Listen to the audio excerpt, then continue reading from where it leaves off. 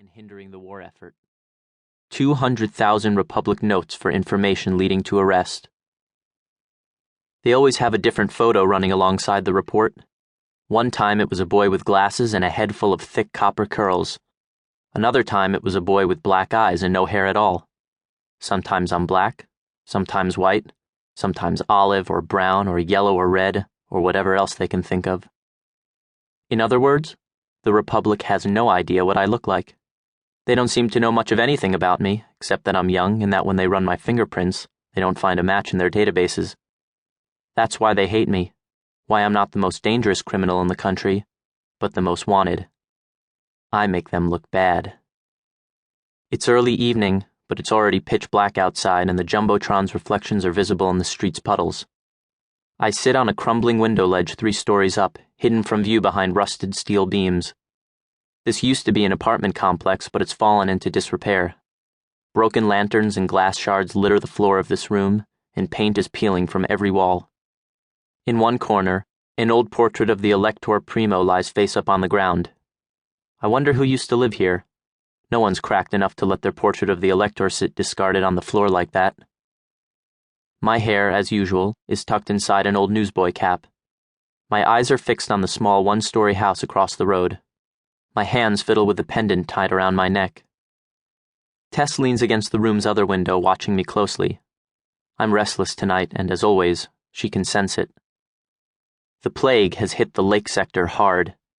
In the glow of the Jumbotrons, Tess and I can see the soldiers at the end of the street as they inspect each home, their black capes shiny and worn loose in the heat. Each of them wears a gas mask. Sometimes when they emerge, they mark a house by painting a big red X on the front door. No one enters or leaves the home after that. At least not when anyone's looking. "Still don't see them?" Tess whispers. Shadows conceal her expression. In an attempt to distract myself, I'm piecing together a makeshift slingshot out of old PVC pipes. "They haven't eaten dinner. They haven't sat down by the table in hours." I shift and stretch out my bad knee. "Maybe they're not home?" I shoot Tess an irritated glance. She's trying to console me, but I'm not in the mood. "A lamp's lit. Look at those candles. Mom would never waste candles if no one was home." Tess moves closer. "We should leave the city for a couple of weeks, yeah?" She tries to keep her voice calm, but the fear is there. "Soon the plague will have blown through, and you can come back to visit. We have more than enough money for 2 train tickets." I shake my head. "1 night a week, remember? Just let me check up on them 1 night a week." "Yeah, you've been coming here every night this week." "I just want to make sure they're okay." "What if you get sick?" "I'll take my chances. And you didn't have to come here with me. You could have waited for me back in Alta." Tess shrugs. "Somebody has to keep an eye on you."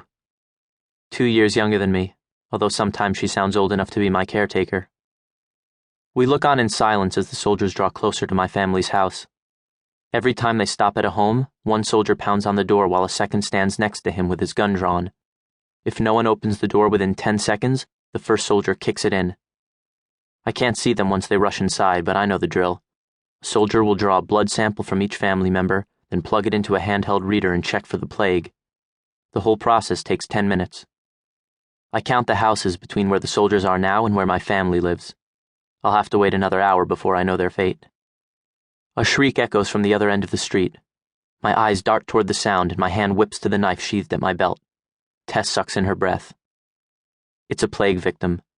She must have been deteriorating for months because her skin is cracked and bleeding everywhere, and I find myself wondering how the soldiers could have missed this one during previous inspections. She stumbles around for a while, disoriented, then charges forward, only to trip and fall to her knees. I glance back toward the soldiers. They see her now. The soldier with the drawn weapon approaches, while the 11 others stay where they are and look on. One plague victim isn't much of a threat. The soldier lifts his gun and aims. A volley of sparks engulfs the infected woman. She collapses, then goes still. The soldier rejoins his comrades. I wish we could get our hands on one of the soldiers' guns. A pretty weapon like that doesn't cost much on the market. 480 notes. Less than a stove.